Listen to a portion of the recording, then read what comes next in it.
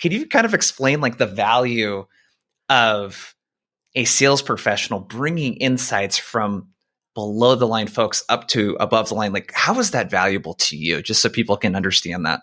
Yeah, sure thing, Jason. So I'm going to run the risk of sounding somewhat arrogant here, and that is certainly not the case. I'm just trying to explain the reality of the role. And the reality of the role that I have right now is I am 3 layers removed from individual RDRs, revenue development reps. So as much as I love and empathize and try and keep my finger on the pulse of what they're doing, it's impossible for me to do that because I speak with each individual contributor on the team not nearly as frequently as I would like to. Now, I speak with their managers and I speak with our director quite a bit, but they're not always going to be telling me all the warts and all the pain points and all the things that aren't going well. The individual contributors are much more honest. It's great. It's wonderful. Yeah. Like they are the ones that typically will give a lot of insights. I just don't have as much time to speak with them as I used to. So you as a rep, if you're going to go and you're going to do that fact finding for me and you're going to distill the things that are going well or the things that are painful in our process, and you can feed me that information, it's super valuable. You just saved me probably a few hours of time of going and sleuthing and trying to find the truth and, doing all the things that you need to do to understand what's real and what's not. And you've surfaced something to me that's actually valuable.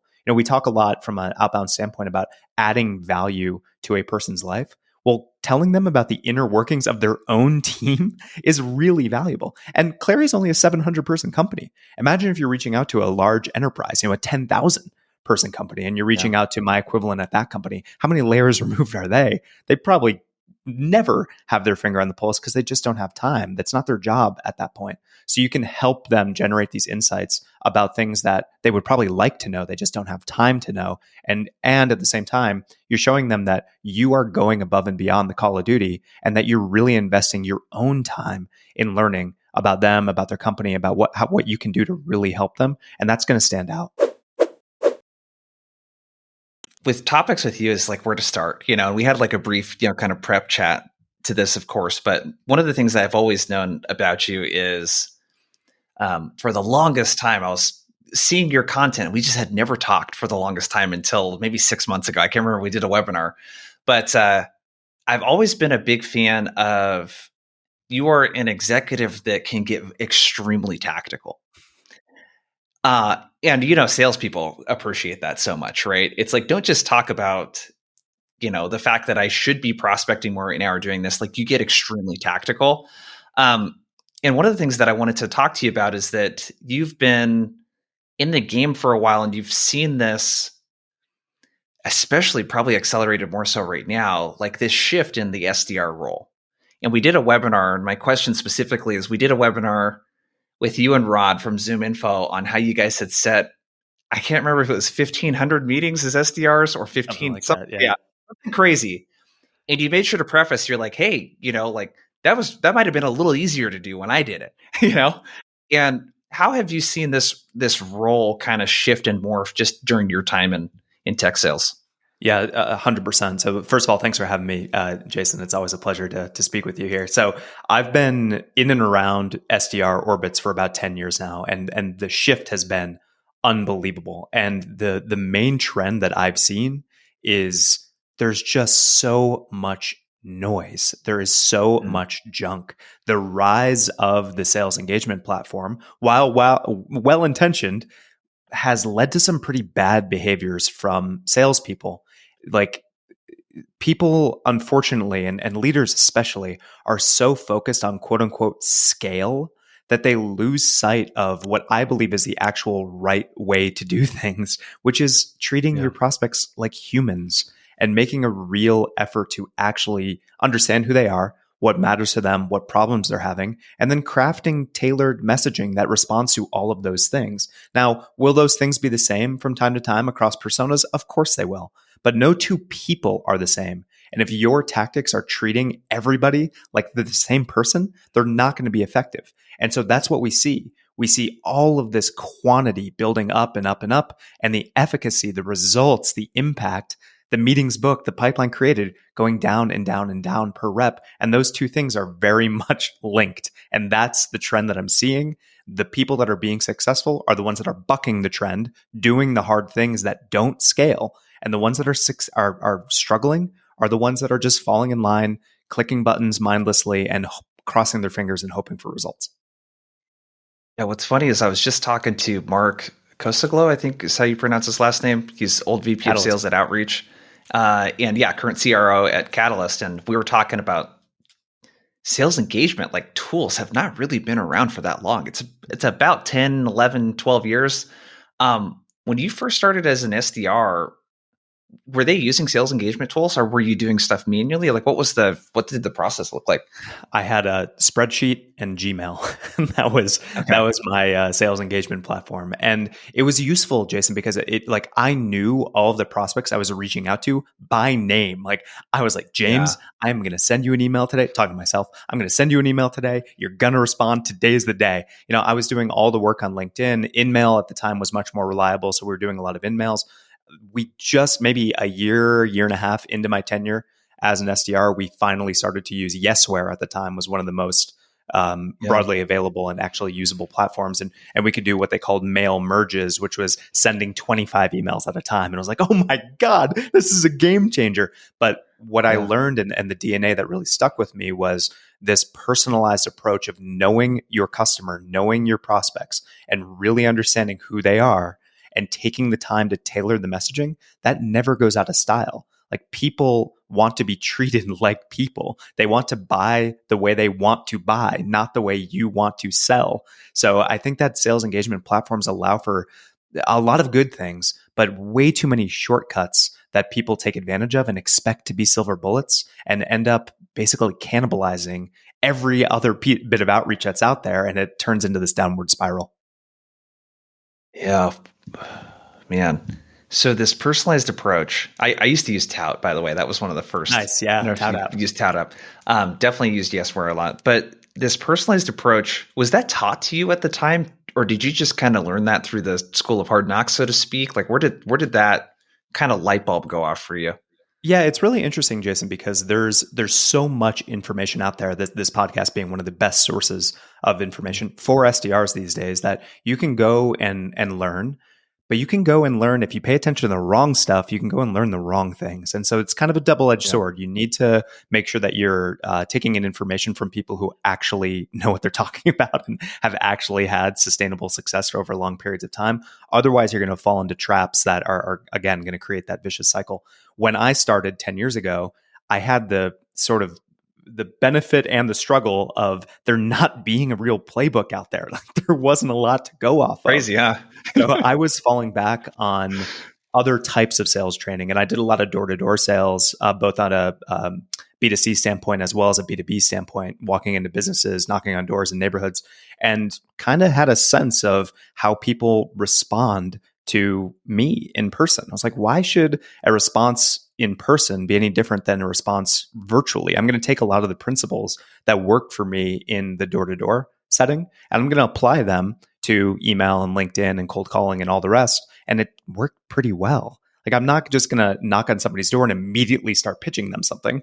I'm going to get to Yeah. know them. I'm going to soften them up a little bit, understand what actually matters to them. And then if it's appropriate, I'm going to give some sort of value prop where I'm going to see if they're interested in learning more, because that's what a buying process is. It's the buyer or the prospect learning about something new that perhaps they didn't know about before, and ultimately deciding that it's something that they want to invest in. So it doesn't have to be rocket science. Like treat the other person that you're reaching out to like a person, and not like, a robot, or not like just the name in a spreadsheet or the name in your CRM, and you're going to have a lot better results. What did you do B2C door to door? Yeah, so a lot of different things. I grew up, doing fundraising and selling newspapers and selling whatever basically I could Yeah. for sports teams or groups I was in high school or middle school or whatever. And then one of the jobs, the internship that I had in college, was selling basically yellow page ads for college directories. And so that was wow. when I went around doing business to business stuff. And then I was a financial advisor for Edward Jones. So I got a lot of training for selling securities. And then part of the Edward Jones value prop is, instead of having huge high rises downtown areas of cities, they have all these little independent offices that you see in strip Yeah. malls, basically. And that strip mall is meant to be embedded in a neighborhood. So your office is in your territory and your territory is neighborhoods. So I was going around, perfect timing right after the great financial crisis in 2010, Yeah. trying to sell securities as a 22-year-old. That was a little rough. Oh man, that's a pretty rough thing. I feel like to sell door to door. I sold house painting services door to door for years Nice. in college. I feel like with financial stuff, you're talking about something that people don't really like to talk about. Or don't know a lot about. Yeah, it's all about Yeah. trust. It's all about trust. Yeah. And it's very similar. And again, a lot of these principles apply. Like you really need to Yep. understand somebody as a person, understand their goals, make sure that they trust you to give actual information about their life and their aspirations and all those different things. Now, in a business setting, and certainly as an SDR, for the most part, you're probably selling B2B, a lot of this information is available. And a lot of SDRs just don't go about finding it. And so I know that, Jason, you'll talk a lot about doing research and reading 10Ks and doing all these things. And yes, you should be doing that. And the overwhelming majority of SDRs don't do it. If you don't do that, and if you're prospecting, why should you expect somebody to pay attention to you? If you're not paying attention enough to them to go the extra mile to actually learn about what matters to them, then why the heck should they pay attention to you? And if it's not a public company and there's not a 10K or a public investment report available, then like this little Google is a wonderful website. You can search whatever you want. And a lot of times what I search for is the company's name, CEO, interview. And more often than not, you're going to find something really useful that you can go and create some sort of hook around. And all it takes is that little bit of extra effort. Again, that just a generalized sequence in a sales engagement platform is not going to do the trick. You have to stand out. You have to go the extra mile. You have to really know who you're selling to so that you can give them a value prop that they'll actually care about. Yeah. Yeah. I definitely want to dig into that with you. I feel like outbound is at a stage right now where it would be the equivalent of, imagine if you had the whatever X amount of people knocking on your door per month. Imagine if that was like times 20, times 30. Yep. Then every single time someone knocked on your door, you would be immediately annoyed, more so than you probably already are. That's kind of where outbound is at right now. It's like just even getting a cold email is just like, okay, well, I got 30 other cold emails today. If you're an executive, it's just another thing. And you're really big on this personalization and just showing the person. I love the examples that you share from emails that you get and just from your reps, just highlighting that. And there's always something about the other person or something about the company that's like, it's very obvious that this email was meant for them. So if we kind of step back and look at this from just kind of like high level principles, when you look at an email, for example, having a reason to reach out sounds like is the first kind of big thing for you. How do you think about the reasons to reach out, the triggers, the part that you personalize? How do you think about like what a rep could think about in terms of like what they should look for? Mm-hmm. How those things fit into the actual reason why you're reaching out? Like, how do you approach the personalization piece? If someone's not doing a lot of that right now, what's a good way for them to get started?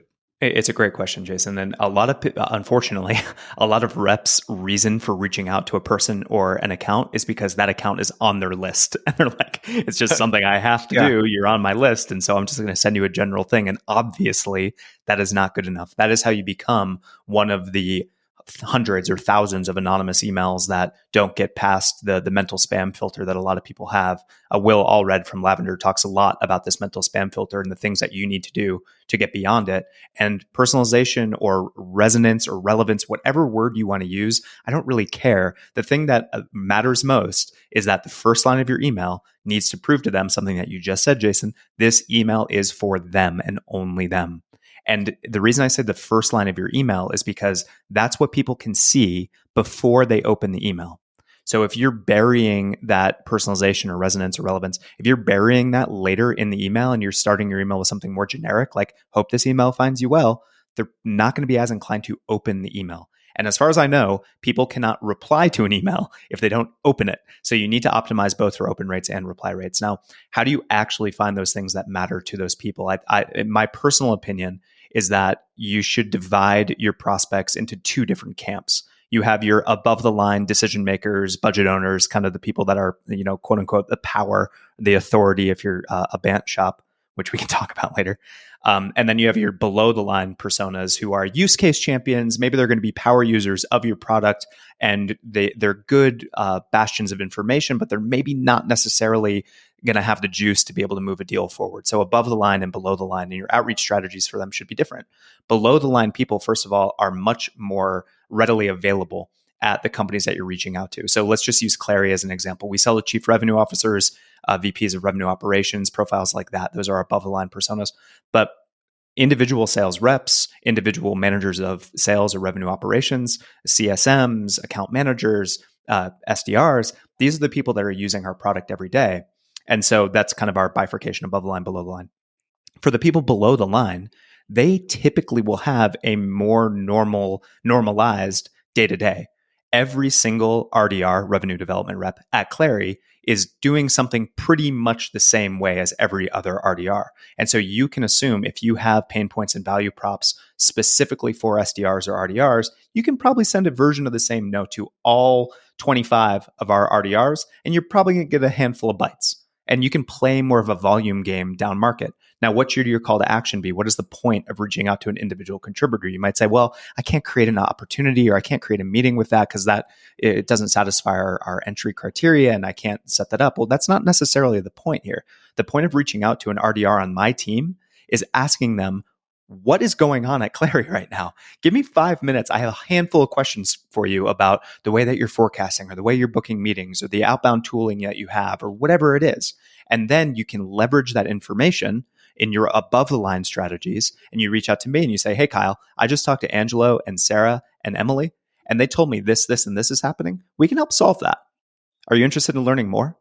And of course, I'm going to pay attention to that, because that first line in the email, you just name drop 3 people on my team that I love and care about. And you're telling me that they are having problems. Yes, I'm going to pay attention. So you can do a little bit more generalized, I don't want to say mass blast, but more generalized emails around pain points to your below the line personas.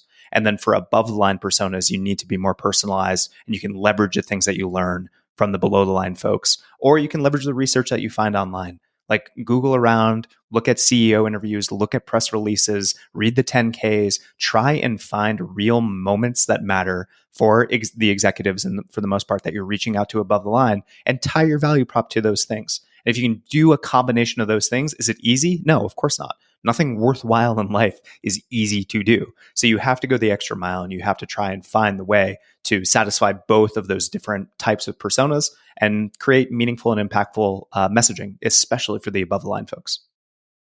Yeah. So yeah, I think that Skip Miller wrote a great book on this too, selling above and below the line. It's just like that context of what do people care about in different types of jobs. I even see very experienced account executives sometimes not approach buyers in that way throughout the sales process.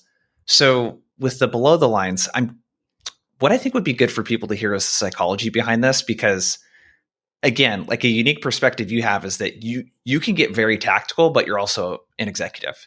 And you just said that, oh, hey, if you mentioned these 3 people on my team in a problem, and like you let me know, like, yeah, that's going to get my attention. And I'm curious, just so people can kind of understand that a little bit better.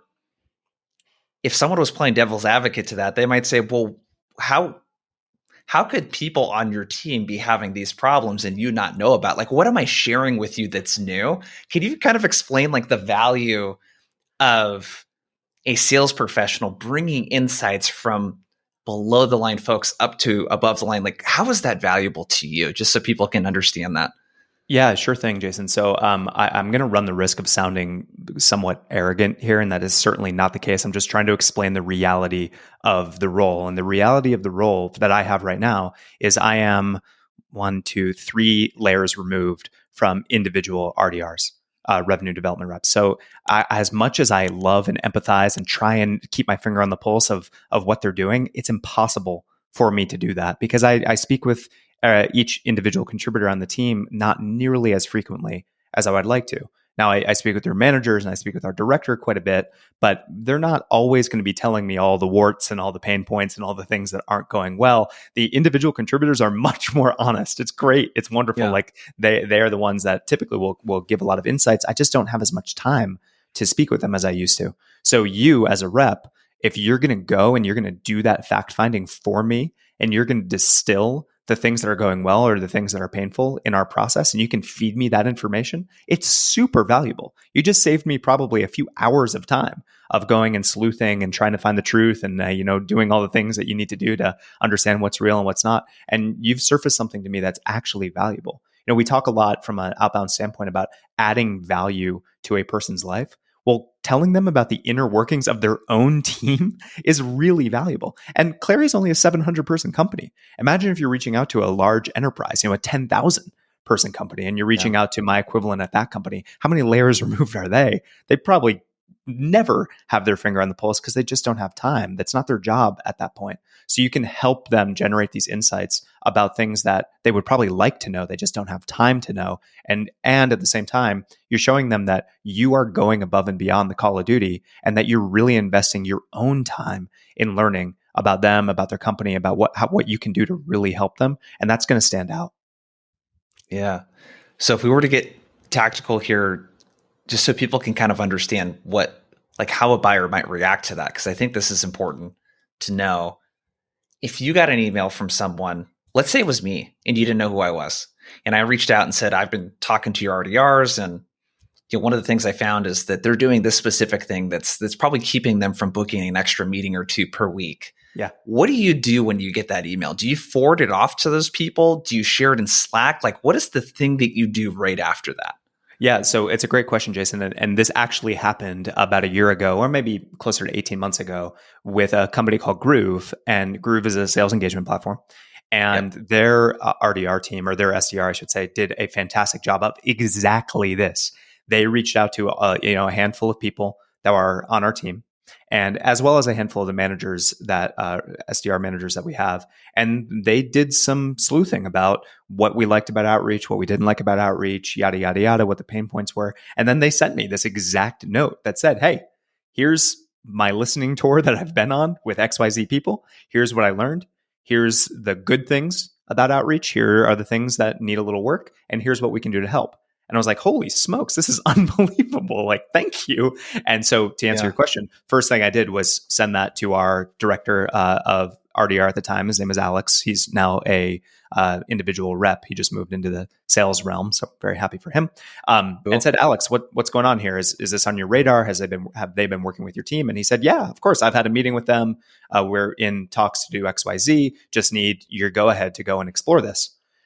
So that's kind of the workflow that I have. And I expect that's pretty similar for other people. If you're going to mention, first of all, don't lie. Don't make any of this up, because it's probably going to get back to people. So expect that the note that you're sending to the folks above the power line, it's probably going to get forwarded down and across the rest of the org to validate that you are actually doing what you're saying you're doing, and to see hey, what's our current level of engagement with these people? When or how should I get involved? And, help shepherd me through the next steps. Yeah. Are you allowed to say, did you guys move to Groove? We did. Yeah. We moved to Groove just over a year ago. Nice. Yeah. Okay. It worked. That's so cool. So one thing I talk a lot about is multi-threading too. And you sort of illuminated the fact that I'm so bullish right now on prospecting does not stop after you get the first meeting. You're still prospecting. And correct me if I'm wrong. One thing, what I heard from you just now is that you're totally okay with someone having a conversation with the person that manages the RDRs in your team and then surfacing the insights from that conversation to you. Absolutely. That doesn't piss you off in any kind of way, or if you're like, oh, what's this guy doing talking to you? You're going to go investigate it and make sure it's legit, because people do that kind of stuff, unfortunately, in deceiving ways sometimes. But that actually helped this deal. Can you talk a little bit more about, and again, I think the perspective is interesting from you is because you can talk about being on the buying side too. For sure. So this is the way that I operate, Jason. And I know it's the way that a lot of other kind of C-level or VP level people operate. It's not true for everybody. So, if you employ this tactic and somebody gets mad at you, don't come at me all angry, because not everybody's the same, and some people will react differently. But the folks that I know, especially the ones who are operating well and efficiently, they'll operate as such. From a budget standpoint, from a decision-making standpoint, from a process standpoint, my job is to hire the right people that can actually go and do those things. So when I have a director of revenue development, it's not so that I can tell her how to do her job. It's because I have faith that she is going to be a good leader, a good process manager. She's going to inspire the troops, and she is going to effectively leverage the budget that she has. My job is not to go in and tell her exactly how to do her job or how to spend the money. So my expectation is that she is always keeping her finger on the pulse of what tools or processes or best practices or whatever are out there to increase her team's performance. If she's not doing that, that is a problem. So if you, as the person reaching out to me or her, if you can help her do that, her name's Maya, by the way, she's fantastic. If you can help Maya do her job better and deliver on the pipeline goals and the opportunity goals that we have, like, I'll be thrilled. Like, you're helping us do our job. You're helping the company hit its pipeline and revenue targets. Like, why on the earth should I be upset about that? And that's the way that I operate across the rest of the folks that I have on my team. It's not about me making all the decisions and ruling with an iron fist. That's crazy. I'm not, as we just talked about, I'm not close enough to the day-to-day processes to be able to make informed decisions like that. So I have to delegate, I have to defer, and I have to trust. And I do trust the people on my team to go and do what is right for their teams. So no problems at all from my perspective. In fact, I want you to go and engage with those people so that they can be always, like I said, finger on the pulse of the things that they need and that their team needs to be successful. One more question on multi-threading. And we could use a real example with Maya, let's say specifically. What advice would you have with a rep to make sure that when they are doing this type of multi-threading, that they do it in a way that doesn't alienate her, where it looks like I'm going above your head? This is the number one fear that I hear from reps with multi-threading, whether that's an SDR helping their account executive multi-thread or an account executive that should be doing that. It's, how do I do this in a way that doesn't piss this person off and feel like I'm going above their head? Yeah. It's a great question, Jason, because again, you are running that risk, and some people on certain days will have adverse reactions to pretty much anything you do. And this type of multi-thread is definitely one of those things. So, I have seen and I have received and I have sent a version of the email that says, hey, Mr. or Mrs. CEO, CTO, or whatever, FYI, I'm reaching out to a handful of folks on your team so I can get a better understanding of what's going on. I'll keep you posted on what I learn. And that's it. That's the email. So now I've just sent them a little primer to put myself on their radar, tell them what's going on. And they may respond to me and tell me to shut it down, and fine, whatever. Nothing you can do about that. And that's never happened to me or anybody I've heard of before. And more often than not, I'll get a response that just says something like, thanks, keep me posted. It's like, okay, cool. On to the next. So get ahead of the objection early if you can, and send a little email like that to the main decision maker or the main persona that you really want to get the attention of, and just let them know what you're up to.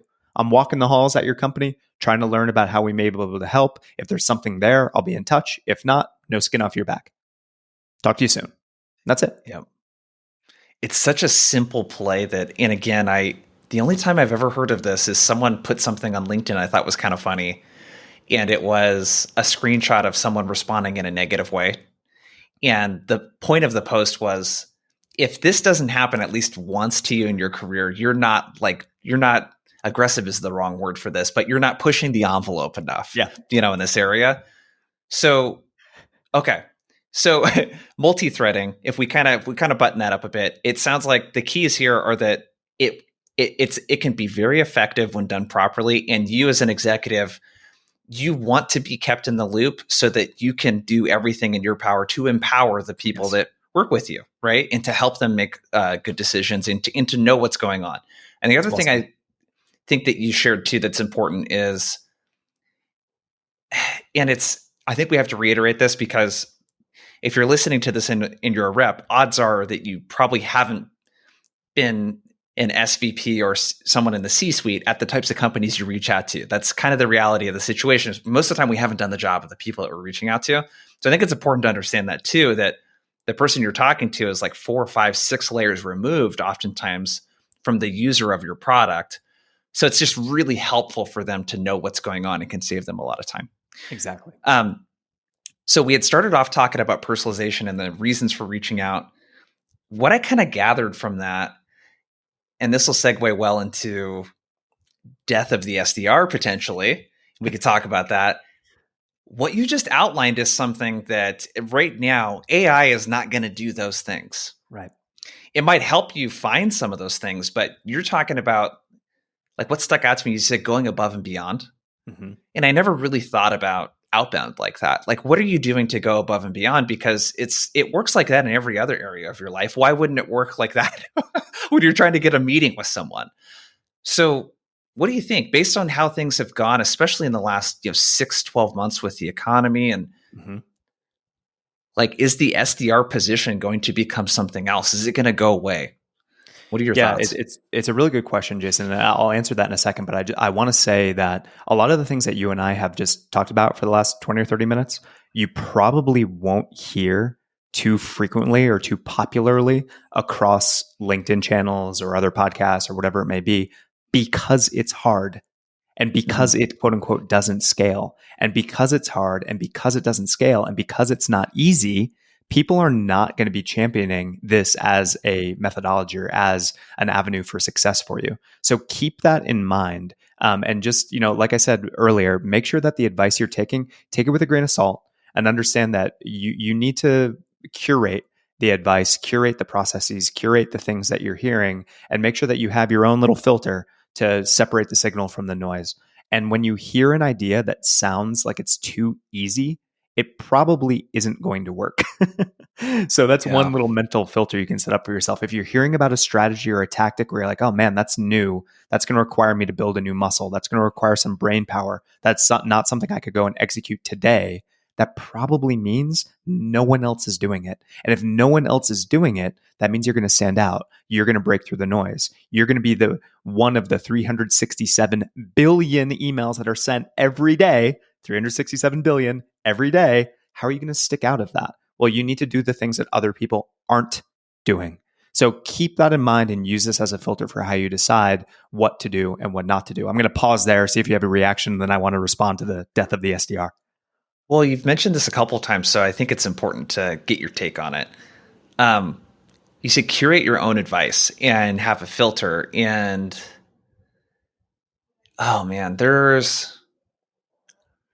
it's tough with LinkedIn content and sales content in general. I don't know about you. I am so hyper aware of, I have never shared a single LinkedIn post about something you should go do if I have not either had success with it myself or implement it with a client. Yes. I just haven't done that. And I know a lot of people that post stuff, they do. And one side of me is such a super fan for anyone that is bold enough to post content and just open themselves up to the masses to be judged, which you and I have both been on the receiving end of that.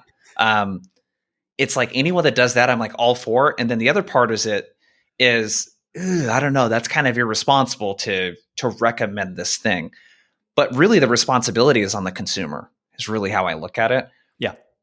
Can you kind of zoom in there a little bit on, like, when you say curating your own advice and looking at things through a filter, what are some of the boxes that people should be thinking about stuff checks off before they lean all into that strategy or that approach or whatever it might be, or that template or script or whatever other stuff they're consuming? Yeah, it's a really good question. And I need to be careful here, Jason, because I tend to agree with you that I love how easy it is for people to share their own tactics and share their own advice. And it's cool, it's empowering, and people should do it. It makes you a better thinker, it makes you a better writer to put yourself out there on LinkedIn. So I don't want to disparage anybody necessarily.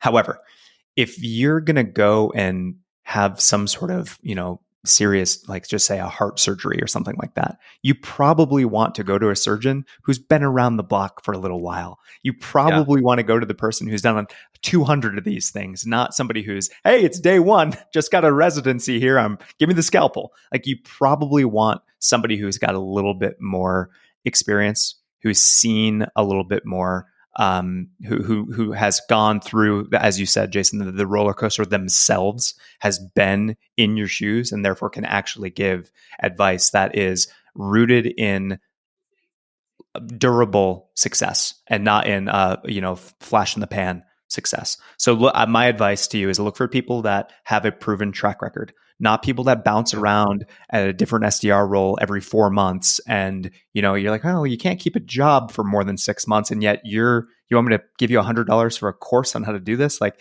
if it doesn't pass the sniff test, probably not worth investing in.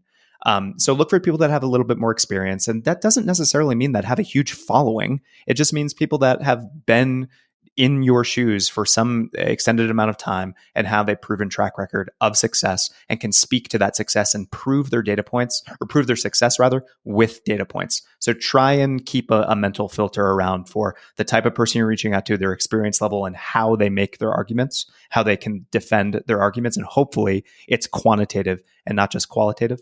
So that's one thing I would say. And then the other thing I'll reiterate is, if you're looking for a silver bullet, if you're looking for the easy path to success, if you're looking for the 4-hour workday, you're in the wrong job. It doesn't exist. And so if the only advice that you take and you try and execute is the advice that allows for shortcuts or promotes shortcuts, you're not going to succeed in your current role or in your career. So try and skate toward the advice where you're like, that's a little unorthodox. That's a little unusual. That sounds pretty high effort. I don't know if I'm going to be able to do this, but I'm going to learn how to try. And if you can skate toward that kind of advice, I think you're going to end up learning a lot more, applying your own techniques or your own spin on those techniques, and therefore enjoying the work a lot more and having a lot more success as a result.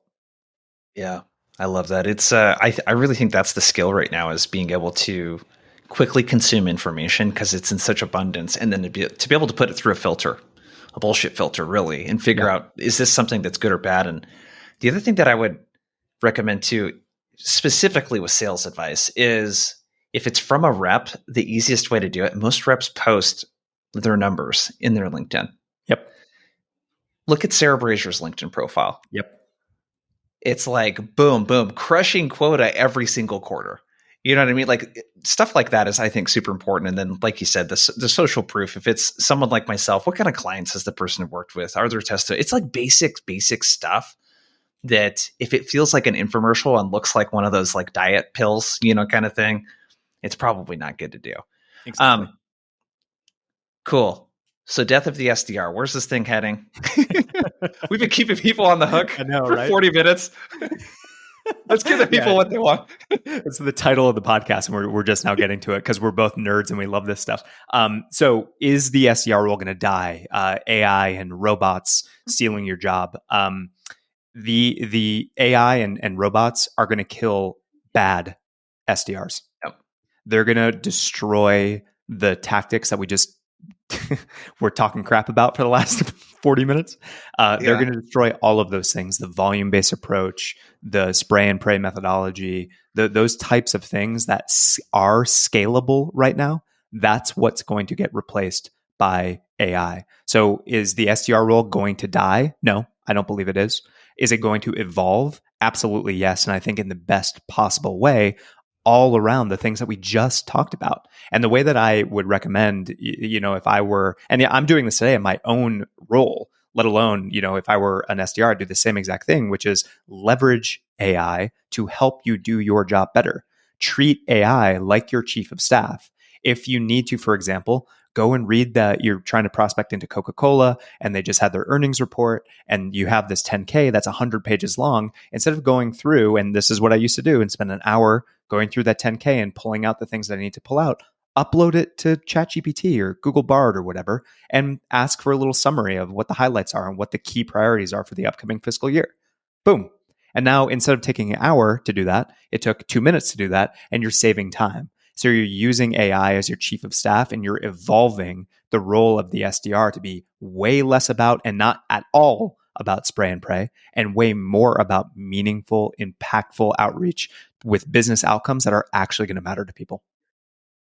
Yeah, we have a very similar take on this. And I've heard other people use this analogy where AI is more like an Iron Man suit than like a Terminator. I don't know if you watched. Did you watch Terminator 2 as a kid? Yeah, of course. Yeah. Okay. Terminator T2, dude. But it's less of a Terminator 2 type of situation where AI is going to completely take over a role and that sort of stuff. Because I think people have this fear. Because there's a lot of fear mongering out there with AI, and I haven't honestly talked about it publicly a lot because I'm kind of unsure. It moves so fast. What I'm waiting for, and you have some cool stuff that you guys are doing at Clari, but I'm kind of waiting to see how a lot of the Claris and the Grooves and the Outreaches and all these folks of the world, how they start incorporating this in. Because once that starts happening on a mass scale, it's going to be like, I'll give you an example. I think like, okay, let's use the conversational intelligence tools and actually revenue intelligence with Clari. You guys correct me if I'm wrong. It's been a while since I've looked in the platform, but you can spotlight in a deal if it's not properly multi-threaded, for example, right? You got all these signals that it's like, holy shit, cool. I can tell across our 2, 3, 4, 500 reps that 40% of these deals are single threaded. And specifically for, here's what that looks like across the different teams. And like, that's awesome to be able to do that. To me, what feels like the next level of that AI will help do is, okay, now let's, based on how other deals have come together, let's start to suggest people that should be a part of this deal. Bingo. And then I think the next step too, and this is where folks that do what I do come into play is, okay, I know I should be multi-threading to these 3 or 4 other people, but how do I do it in a way like we just talked about before? Like, what's the how? What is the tactic of actually doing it? And then suggest like messaging for you to send, or walk you through a sample talk track of what that might sound like when you're talking to your primary point of contact. That's the thing that you could tell me right now that you're like, yeah, this is like, we're doing this already, or we're about to do this. So correct me if I'm wrong. That's the part I feel like that's the next level that I can't imagine when sales teams start getting their hands on stuff like that. That's going to be a little scary because it like raises the floor. Yeah. Where everyone is doing something at a moderate level of excellence. And the 10Ks and the researching, the people that should be a part of this deal, like all of the hard grunt work, the grunt work is being done for you. I think that's going to be really kind of scary when it comes to that. It's like, how do we differentiate ourselves? I don't know. It seems like we're kind of like pretty far away from that level of sophistication. Yeah, we're probably. You tell me though. You're more on the front lines of this stuff than I am.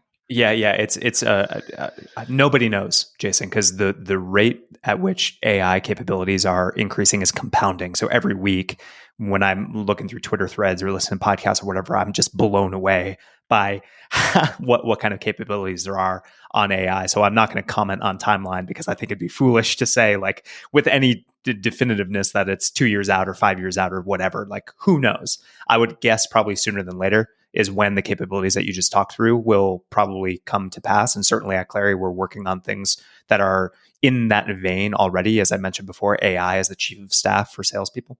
Now, what we're talking about here is increasing productivity for every individual rep. So let's just use the SDR role, but you could apply this to AEs or CSMs or account managers or whatever. Any individual contributor role is going through a similar sort of existential crisis right now. So in the SDR role, will it die? No. But will ratios of AE to SDR, will those extend? Probably a little bit. Instead of a 2-to-1 ratio, 2 AEs for 1 SDR, maybe it goes to 3-to-1 because your SDRs can be more productive, something like that.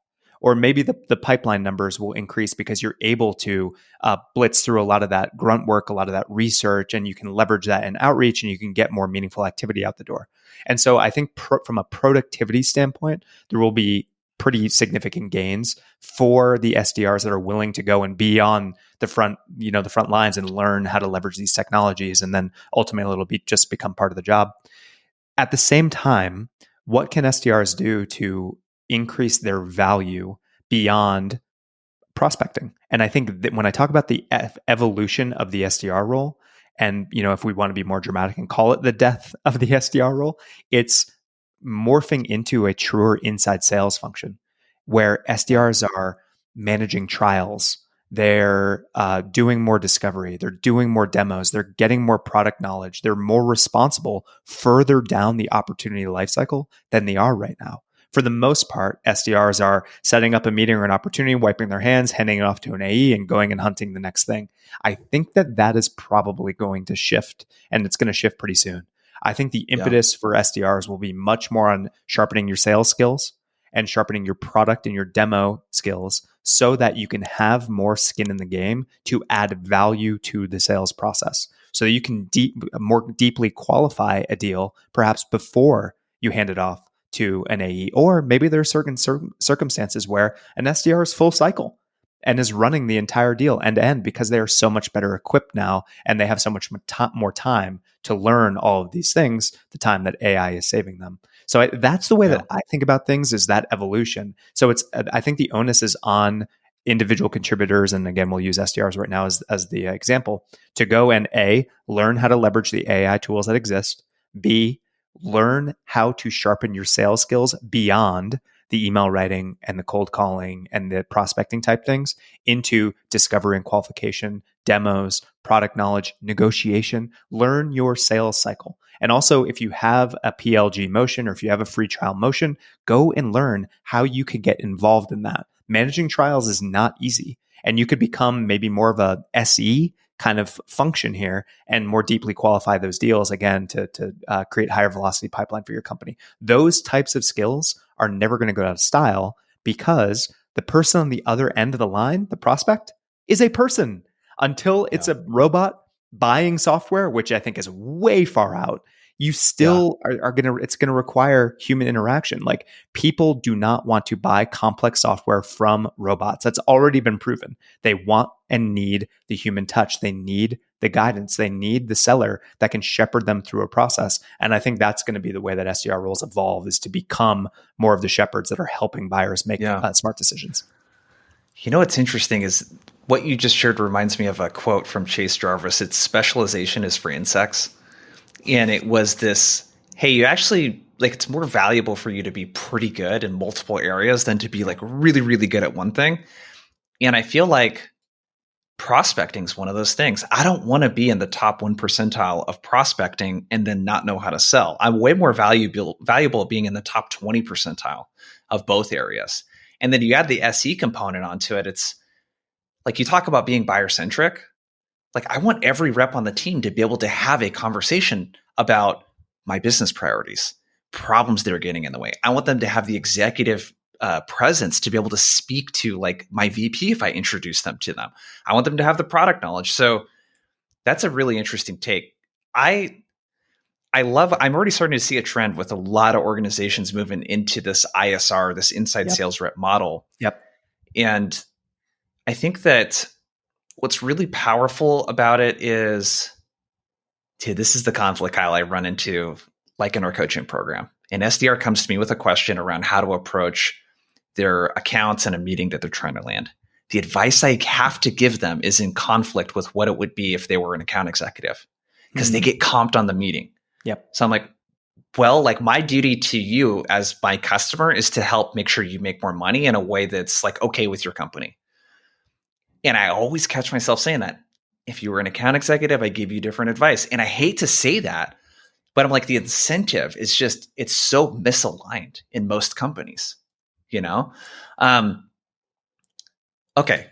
Let's talk specifically about are you guys using ChatGPT for anything, or are you just, you personally? Can you talk about that a little bit more? Because I feel like if you're a rep right now and you don't at least have a free ChatGPT account, what the heck are you doing, dude? Pay the $20 too, by the way, for the premium. Like, just pay $20 a month. Like, and it's been hard for me, honestly, to make it a habit to where I open it up and it's the first place I go to versus going to Google. It's starting to become my search engine of choice, you know? It is my homepage. Yeah. Wow. Okay. So what are you using it for? And, like, what do you see sales teams, where can they start to get immediate benefits? You've mentioned a couple of things, but where can they start to use this? And I do want you to mention, like, what's Clari doing in this space? Because you guys are doing a lot of really cool stuff with AI right now. Yeah, I'll start with Clari, and then I'll go into the more bespoke use cases for SDRs or people that are prospecting. For Clari, the way that we are leveraging AI, and it's just the tip of the iceberg, we have very cool things coming on the horizon, but we have two main use cases for AI right now. Again, AI as the chief of staff for the salesperson, one of which is meeting summaries. So we have conversational intelligence product. We call it Wingman, and Wingman pops into your Zoom meetings, and it will, in real time, the meeting is being transcribed, and then our AI engine is going in and summarizing those meetings and pulling out the key topics that were discussed as well as the next steps and surfacing that in a flash. So instead of you having to go through and read the transcript or be taking notes the whole time or whatever it may be, the AI is doing that for you, and it does it with unbelievable accuracy. Like, it's spooky how useful it is. So that's one. The second use case is what we call smart battle cards. So smart battle cards are in real time. Like, Jason, if we were on a sales call right now and I was selling to you, let's just say versus Gong, and I was talking about the benefits of Wingman, and you mentioned the word Gong, the battle card is going to pop up on my screen only. You can't see it. And all the enablement material that our team has created about Gong, AI is sifting through all that enablement material and surfacing the things that I should be talking about to best respond to your comment or overcome your objection or whatever it may be. So it's really cool. Go ahead. Oh, I was going to say, I can't, if you hear me clicking around, by the way, I'm just like looking at my Wingman instance right now. I use Wingman, I'm a big fan of it. I think you hit on something there that's like really big with AI. It's the theme of the conversation today is there's like a shit ton of information out there that's like available to you. And a lot of the game right now is like how to find the information really quickly that you need.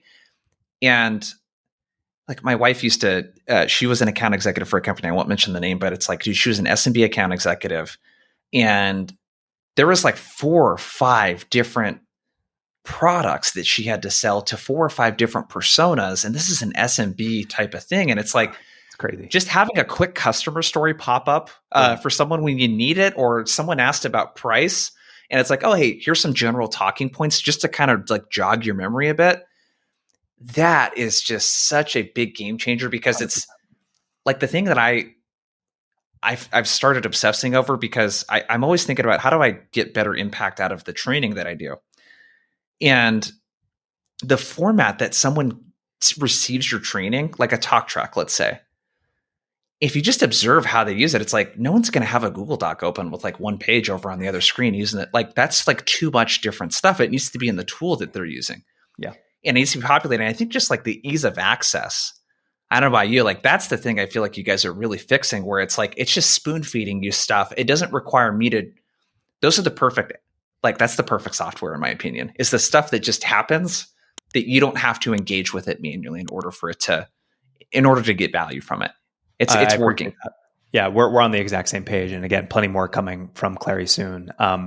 To respond to the more bespoke use cases, again, let's just say ChatGPT, although Google Bard does something similar, is your team, and at the size of the company you're at, this will be different. If you're at a super small startup and you have no enablement support, like ChatGPT should be your best friend. And if you're at a large company and you have all this persona information, all these docs and all the how-to guides and all this, like, yes, use it, but double check with the resources you have at your disposal. And in this case, it's ChatGPT for persona-based pain points, persona-based research. So go to ChatGPT right now and just ask, hey, what's most top of mind for my buyer title in my industry?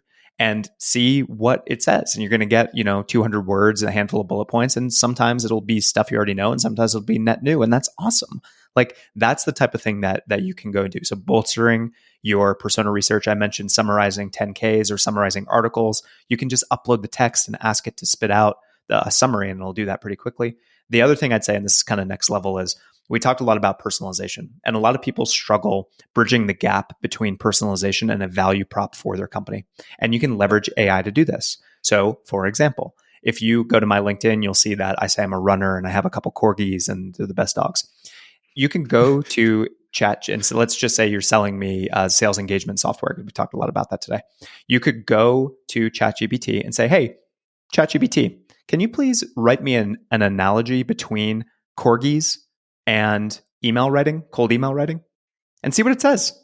And it can help you develop that segue from the research to your value prop based on any hobby or any research or anything that you do about a person. So be curious, be inventive, go and ask questions that you are struggling with and prime the pump and let it see. And will you always get a perfect answer? No, of course not.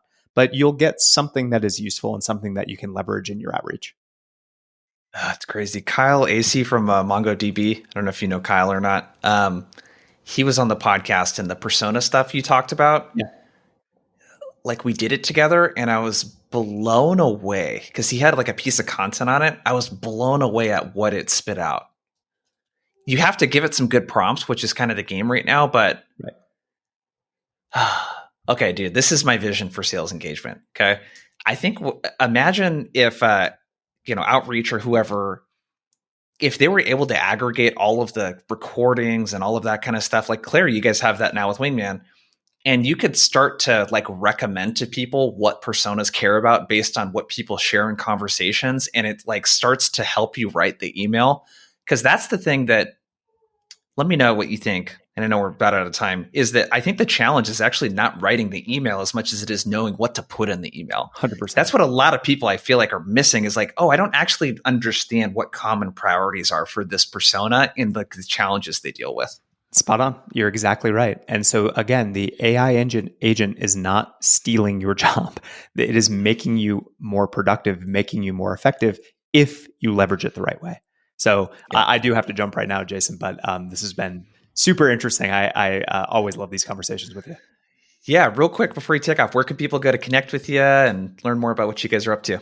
Yeah, so all things Clari. If you're looking for forecasting software, you're looking for a revenue platform, Clari.com. It's CLARI. We have conversational intelligence, sales analytics. We have mutual action planning. We have forecasting automation. We have it all. It's really amazing platform.